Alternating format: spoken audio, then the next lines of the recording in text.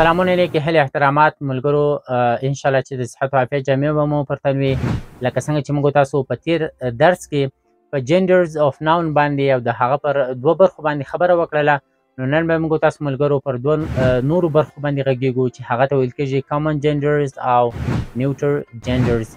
نو ملګرو که چېرته غواړئ زموږ سره انګلیسي ژبه زده کړئ زموږ یوټیوب چینل در سره سبسکرایب کړئ او زموږ د ټیک ټاک اکاونټ نوی دی په لومړي کمنټ کې لینک شته پر لینک باندې کلیک وکړئ او زموږ د ټیک ټاک اکاونټ حتما در سره فالو کړئ تر څو پورې زموږ له نوي ویډیو څخه خبر شئ. دغه ویډیو را سره تر اخره پورې وګورئ. د ویډیو څخه معلوماتي ویډیو نو د ملګرو سره هم ضرور شیر کړئ. د اسمونو جنس مو شروع کړی دی. نو نن موږ تاسو پر کامن جنډر باندې خبره کوو.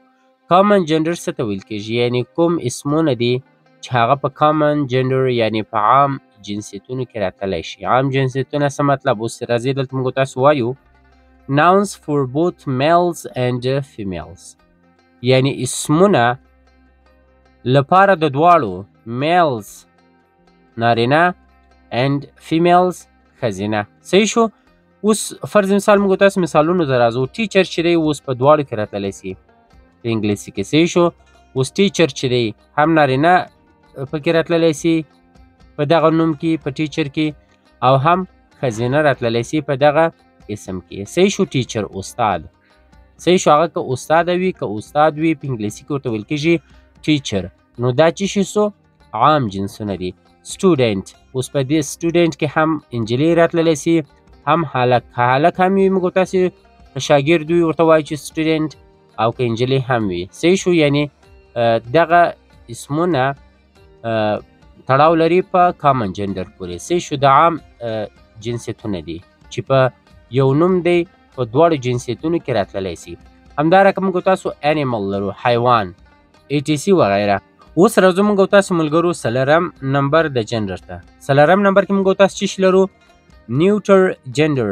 نیوټر جنډر څه ته ویل کېږي؟ راځم اولې مثالونو ته. صحیح شو؟ چې په مثالونو مو سر خلاص سي تعریف یې اسانه دی. صحیح شو؟ راځو اول موږ تاسو اګزامپلز ته. بوک کتاب، ستون تیږه، سړي، ښار، کمپیوټر کمپیوټر ته ویل کېږي. دغه اسمونه چې شي دي دا په کوم جنس کې راځي؟ په نیوټر جنډر کې راځي.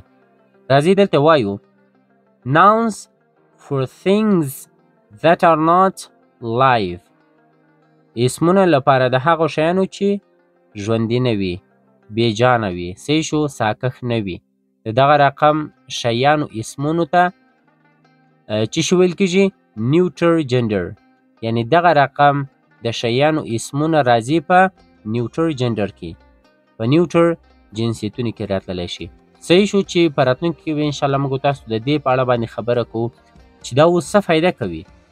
دا بوک چې موږ تاسو ویلی یعنې طبقه بندي شوي دي دغه اسمونه پر جنسیتونو باندې ولې څه مطلب راکوي؟ یعنې زموږ ستاسو په خبرو کې صحیح شو څه بدلون راوستلی سي، څه کومک څه مرسته زموږ ستاسو په خبرو کې کولی سي.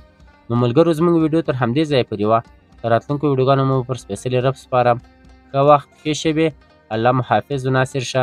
که څه نظر لرئ لاندې په کمنټ کې حتما مو خپل نظر زموږ سره شریک کړئ او که څه دغه ویډیو معلوماتي ویډیو نو د ملګرو سره هم ضرور شیر کړئ.